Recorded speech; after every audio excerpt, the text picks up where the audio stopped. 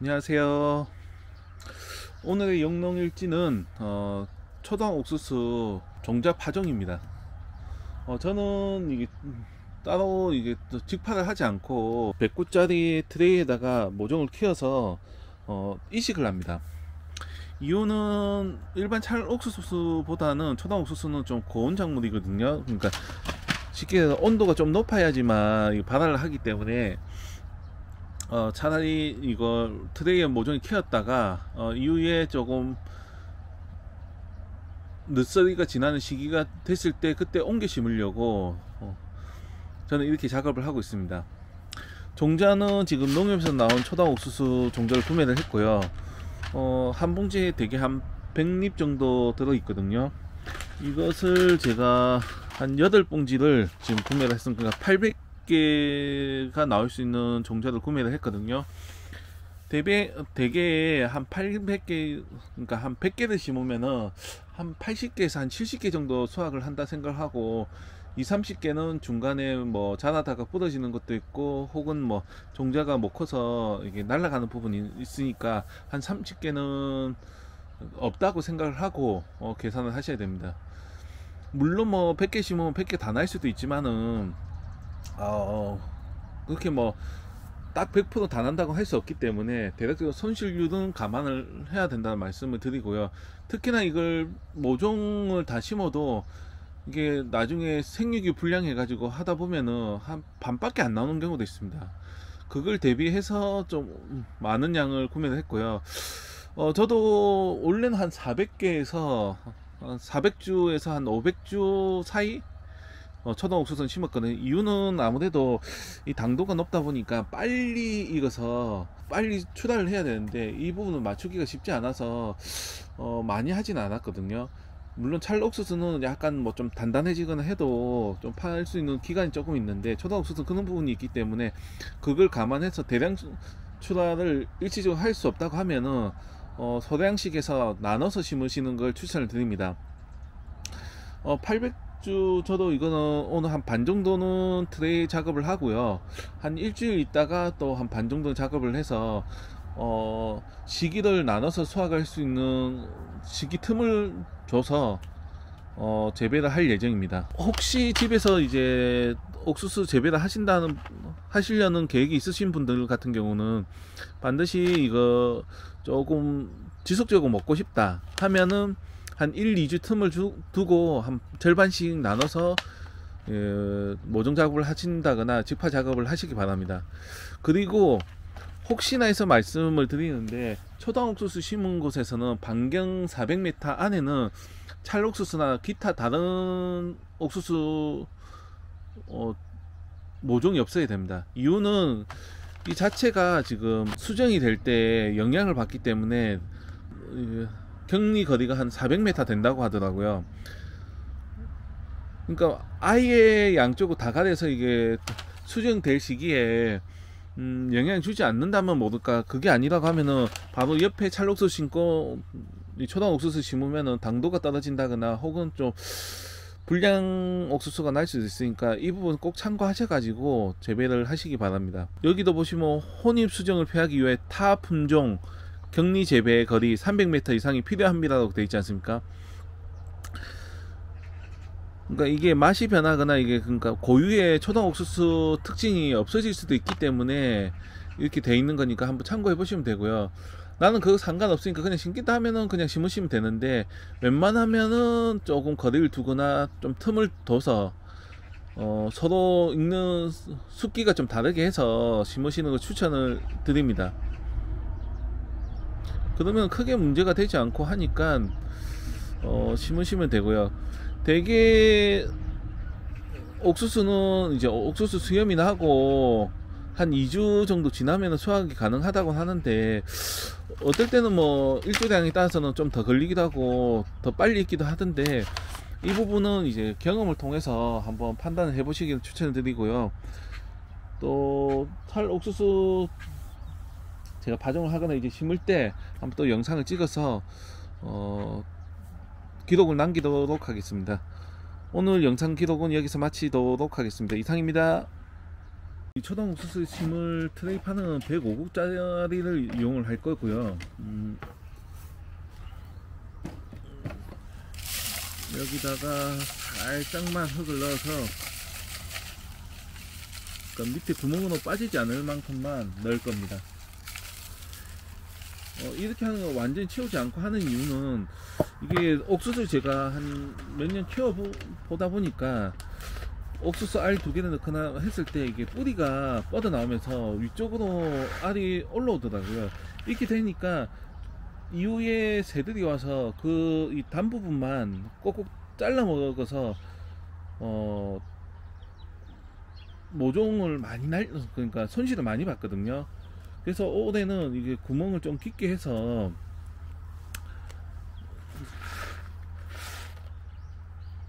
안에서 깊숙하게 이제 좀 될 수 있게끔 하려고 좀 흙은 소량만 넣고 알은 2알씩 넣어서 모종을 만들 예정입니다.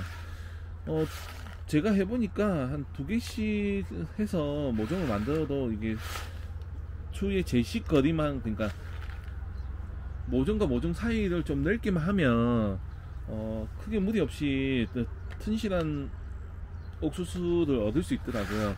그래서 올해도 그렇게 재배를 할 예정입니다. 2개씩 심으면 아무래도 같은 면적에서 한 1.5배는, 2배까지는 되지 않고요, 한 1.5배는 더 수확을 할 수 있으니까 참고하시면 좋을 것 같습니다.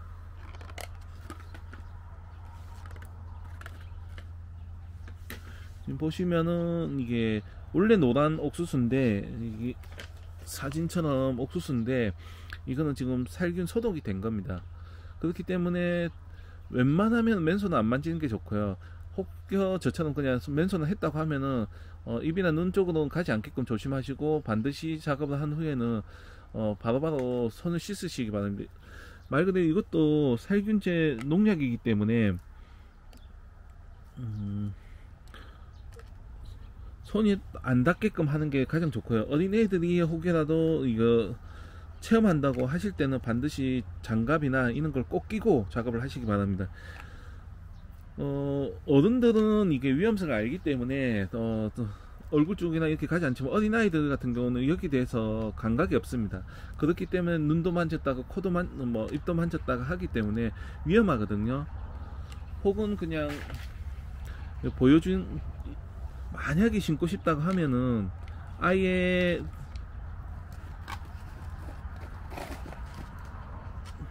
소독이 안 된 또 종자가 있거든요. 그 종자를 이용을 해서 하신다거나 하시기 바랍니다.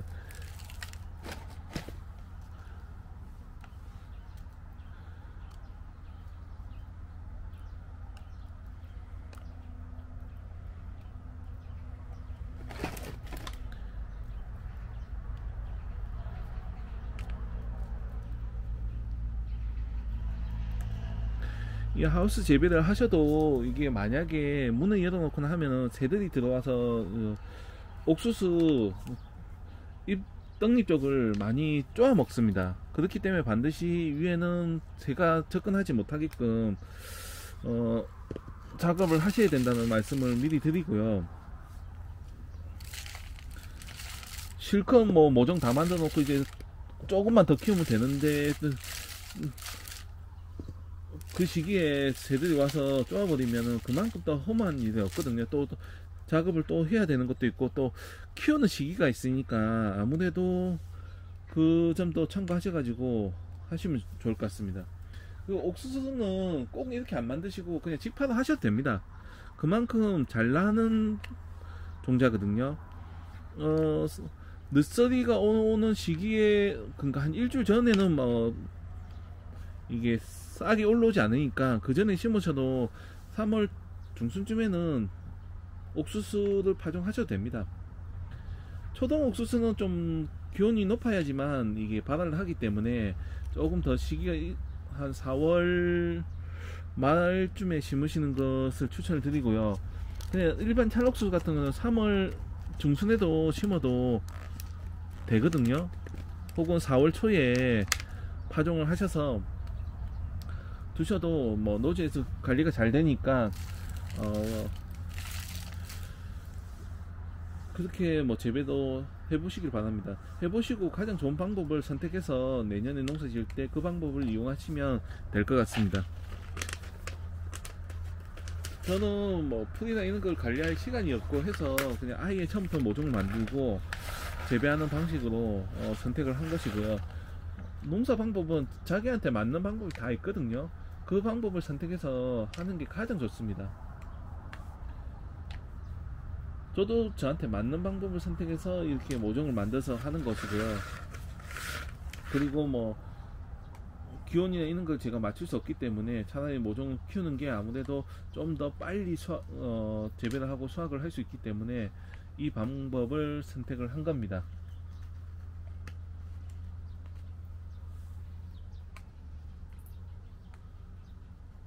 그나마 옥수수는 알이 크기 때문에 콩이나 이런 거는 파종하기가 쉽거든요. 다른 뭐 깨 종류나 이런 거 같은 경우는 만들려고 하면 종자가 작기 때문에 만들기가 쉽지가 않습니다.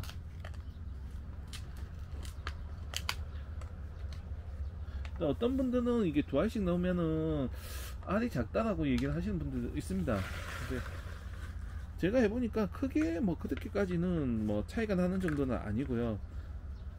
물론 모종을 심을 때 두 개씩 심었으니까 그만큼 간격은 많이 둬야 된다는 점, 이 부분만 신경 쓰시면은 뭐 두 개씩 해서 심는 것도 나쁘지 않다는 말씀 드리고요. 어르신들 같은 경우는 두 개 심으면 작게 나니까 무조건 하나씩 심어서 크게 키우는 게 낫다라고 얘기를 하시는데 그거는 각자가 판단해서 선택하는 게 좋을 것 같습니다.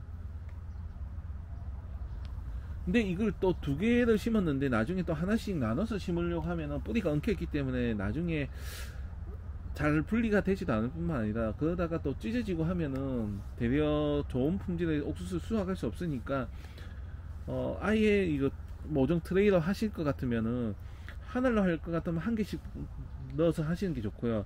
두 알씩 할 것 같으면 아예 처음부터 두 알씩 해서 하시는 걸 추천을 드립니다.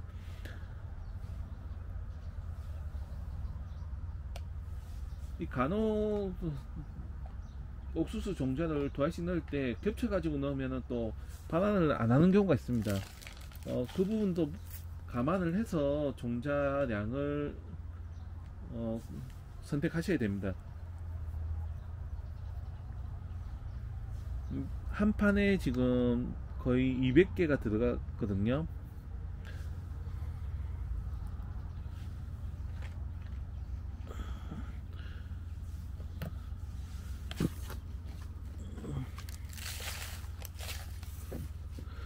근데 트레이판은 너무 작은 걸 해도 문제가 되지만 너무 큰 걸 해도 뿌리가 뭐 배추 모종이 있는 것처럼 뿌리가 얇게 세근으로 나는 것 같은 경우는 되려 이 채우다가 더 못 크는 경우가 있습니다. 그렇기 때문에 이는 트레이판을 선택하실 때도 모종에 따라서, 그러니까 어떤 작물을 키울 거냐에 따라서 크기를 달리해서 써야 됩니다. 큰 종자인 뭐 호박이라든지 뭐 다른 여주 뭐 이런 것 같은 경우는 한 포트가 큰 걸로 해서 심으셔야지만 더 유리하기 때문에 또 키우는 시기도 더 크고 그 부분 판단하셔야 돼요.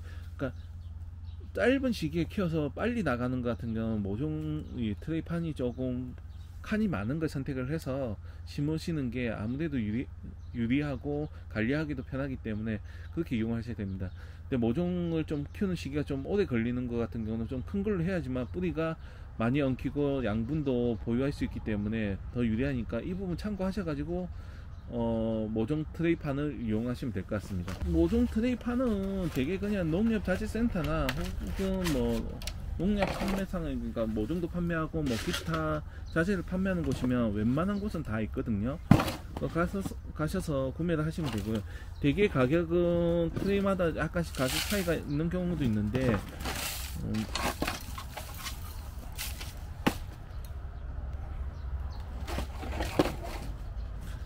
기본적으로 한 300원, 뭐 싼 데는 한 200원에서 한 판당 조금 하는 데는 한 300원, 500원까지 하는 데도 있습니다. 생각보다 가격은 비싸진 않으니까 구매하셔서 사용하시면 좋고요. 혹은 뭐 이 트레이판 같은 경우는 한 2, 3회 정도는 사용 가능합니다. 뭐 오랫동안 뭐 바깥에 방치하고 그런 게 아니기 때문에, 저도 대략적으로 한번 구매하게 되면은 있는 부분 찢어지지 않는다고 하면은 보통 한 2회에서 한 3회 정도 사용을 하거나, 혹은 두 개를 겹쳐서 좀 두껍게 만들어서 한 2, 3회 정도 사용을 하고 있습니다. 그러니까 가격 대비해서 한 2, 3회 정도 사용할 수 있다고 하면은 최소 한 번만 더 사용을 해도 훨씬 효율적이니까 구매하셔서 이렇게 모종을 키우는 방법도 있고요. 혹은 그냥 미니 화분 있지 않습니까? 미니 화분에다가 뿌리거나, 이런 삽목판 요걸 구매하셔가지고 여기다가 대량으로 만드셨다가 모종을 하는 방법도 있습니다. 저도 지금 저기 보시면은 삽목판에다가 적근대라고 되어 있죠. 저것을 한 봉지 다 부어서 저렇게 만들어 놨습니다. 그래서 저기서 튼실한 것만 뽑아서 나중에 옮겨 심을 예정입니다. 앞으로 아마 이제 4월 중순이 되고 5월이 되고 하면은 이제 점점 농사 지으시는 분들은 이제 새벽형 인간이 되거든요. 이유는 한낮에는 더워지니까 대략 새벽 일찍 작업을 하고 한 10시 이전에 웬만하면 작업을 끝내려고 합니다. 이유는 점점 10시, 11시 이후부터는 더워지고 2시 가까이 되면은 최대로 더워지고 직사광선도 제일 강할 때거든요. 그때 하다 보면은 몸이 많이 축나기 때문에 농민들은 그 피로도를 줄이기 위해서 대개 보통 한 5시부터 빨리 하신 분들은 한 4시 반부터 뭐 해가 밝아지는 대로 바로 그냥 해가 뜨기도 전에 작업을 하십니다.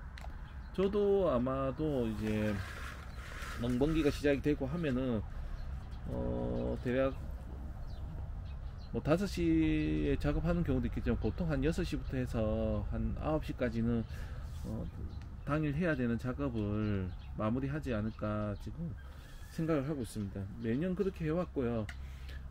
그렇게 하지 않으면은 더워서 작업을 못할 뿐만 아니라, 빨리 뭐 열사병이든 일사병이든 고생을 많이 합니다. 그래서 실컷 작업하고 나서 병에 걸리거나 뭐 지쳐버리면은 한동안 또 고생을 하기 때문에 새벽형 인간으로 또 바뀝니다. 혹시 농업에 관심이 있으신 분 같은 경우는 뭐 이런 부분도 있다는 걸 알고 도전을 하시기 바랍니다. 물론 뭐 본인이 그 상관없이 하겠다 하면 상관은 없지만은, 그렇게 하면 빨리 지쳐서 그만두시는 분들이 많더라고요. 이런 거는 생각도 못하고 왔다라고 해서 그렇지 않으면은 아예 시설 하우스를 해서 시설을 하셔야 되고요. 시설 재배도 뭐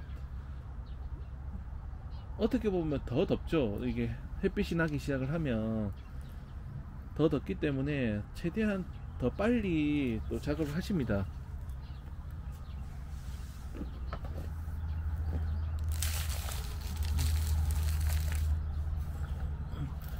농사라는 그렇게 할 수밖에 없는 거는, 이유는 이게 시기가 정해져 있지 않습니까? 한정된 시기에 최대한 맞춰서 해내야 되기 때문에 돈이 들더라도 인력을 쓰고 해서 그 부분을 해결해 나가는 거. 그 시기를 넘기고 나면은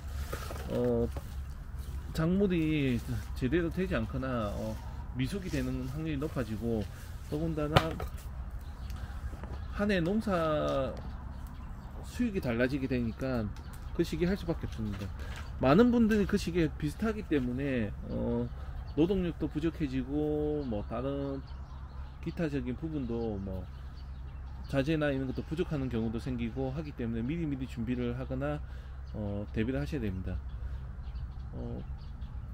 그렇기 때문에 뭐 농사를 짓다 보면 농기가 하나씩 늘어나는 이유가, 그 시기를 일일이 다 못 맞추지 않습니까? 뭐 대여를 한다고 해도 뭐 수요가 많으니까 빌릴 수 있는 시기도 한정이 돼 있고 하다 보니까 내 일정에 맞춰서 작업을 하려고 하다 보니까 농기계를 하나씩 하나씩 구매하게 되고 조금 더 효율적으로 작업하기 위해서 많이 작업을 하십니다.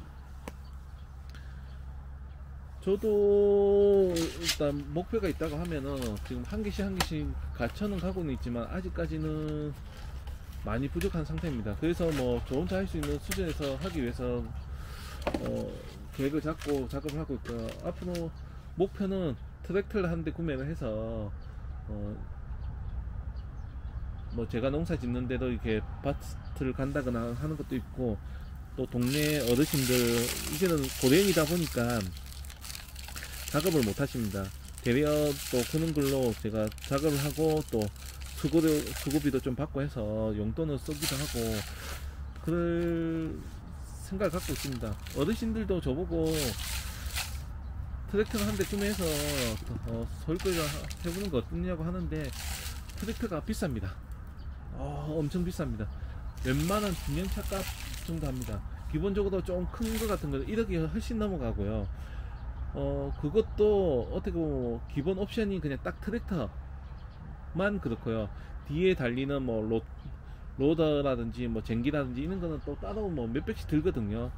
그러니까 자동차 같은 경우 대량으로 뭐 한 10,000대 이상씩 뽑아내니까 그 가격을 뭐 연구비든 뭐든 뽑아낼 수 있지만, 농기계 같은 경우는 기초 단계에서 만드는 기계고 하기 때문에 이게 1000대에서 예를 들면은 뭐 1억이 들어갔다면 1000대에서 1억의 연구비를 뽑아내야 되니까 비쌀 수밖에 없습니다. 자동차는 반대로 10,000대에서 1억의 연구비를 뽑아내니까 싸질 수밖에 없는 거고요. 그러니까 농기계가 웬만한 농기계는 웬만한 지금 중형에서 고급 세단 정도 가격을 하니까 절대 무시하시면 안 됩니다. 이 가격이라는 거는 진짜 뭐 쉽게 생각하시는데 그만큼 많이 들고, 더군다나 기계가 한번 고장났다 하면은 수리비도 만만치 않거든요.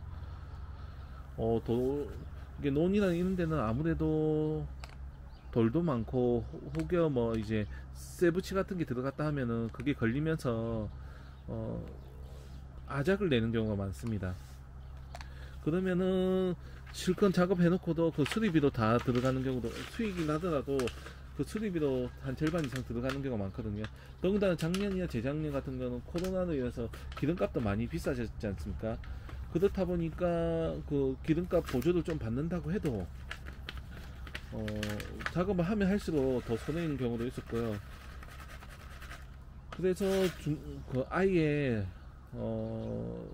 그러니까 농업 대행하는 일을 안 하시는 분들도 있었습니다. 그러니까 농사라는 거는 이게 초기 비용이 많이 드는 직종입니다. 그러니까 제가 제일 싫어하는 말은, 할 거 없으면 농사를 지으면 되지라고 하는데, 본인 땅이라도 있거나 하면은 모르겠지만 땅이 없으면은 그거 뭐 초짜한테 땅을 임대해 줄 사람도 없고요. 더군다나 뭐 청년 농인은 뭐든 이렇게 대출 받으면 되지 않느냐 하는데, 기본적으로 대출, 그러니까 행정상으로는 가능하다고는 하지만 현실적으로는 그게 보증을 할 만한 게 없다고 하면은 대출이 안 됩니다. 2억이든 3억이든 그러니까 대출해 줄 것 같지만은, 기본적으로 가능한 사람은 부모님이 농사를 계속 짓고 계시거나, 혹은 거기에 대해 관련된 뭐 어느 정도 재산을 가지고 있거나 하면은 모를까, 그게 아니라고 하면은 현실적으로 쉽지 않습니다. 그렇기 위해서는 한 몇 년 동안은 준비를 잘 하셔야 됩니다. 뭐 농업 교육도 받아야 되고, 뭐 연수가 있으면 연수도 받고, 뭐 농업 관련된 자격증도 취득을 하고 해야지만 그걸 담보로 해서 또 대출을 받거나 해서 할 수 있는 부분이지, 그렇지 않으면은 농사도 지을 수가 없습니다.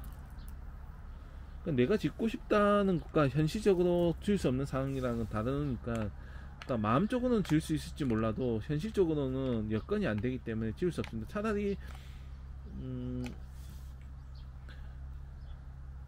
공장에서 일을 하거나 아르바이트 하는 게 훨씬 수익 면에서도 안정적이고 더 일자리를 구하기 쉬울 겁니다.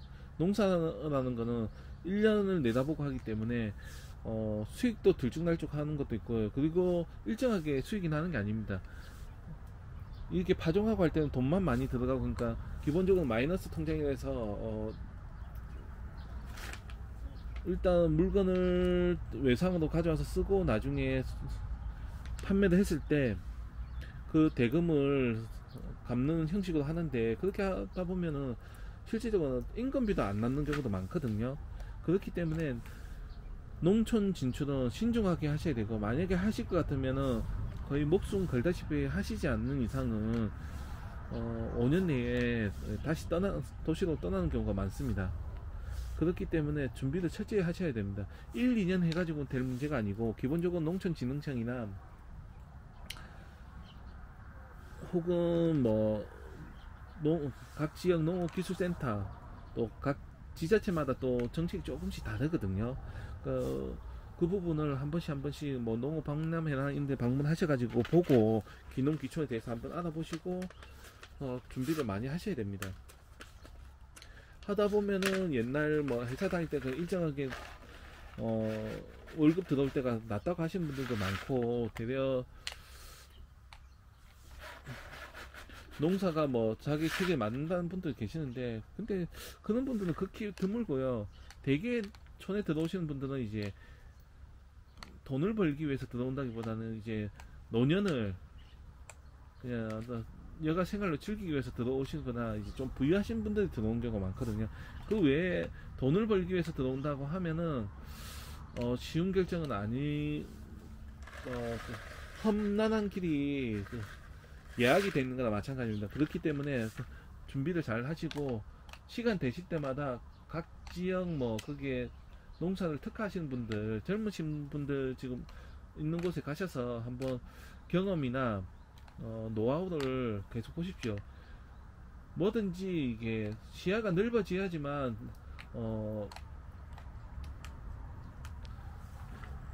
내가 어떤 방향으로 이거 기준을 잡고 할 수 있는지가 나오거든요. 반드시 그 부분 참고하셔가지고 하시기 바랍니다.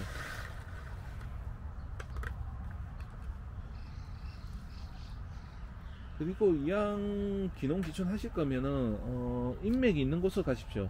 왜냐면 처음에 가시면은 요즘에 유튜브나 이런 데 보면은 연고지 없는 데 가셔가지고 고생만 하시다가 나오는 경우도 많고 피해를 보시는 경우가 많거든요. 저 같은 경우는 여기가 제가 태어난 고향이고 하기 때문에 동네 주민들의 일을 다 아시는 분이거나 집안 분이지 않습니까? 그렇다 보니까 크게 트러블 생길 게 없는데, 만약에 생긴다 해도 지인이 있다고 하면은 어느 정도 그게 조율이 되는데, 그게 없다고 하면은 상당히 힘듭니다. 촌이라는 곳은 이게 품앗이 개념이나 이런 게 단체를 해야 되는 경우가 많습니다. 더군다나 공익형 집불금이나 이런 거 받을 때도 단체 활동하는 게 없기 때문에 그런 것을 부과하는 항목도 있거든요.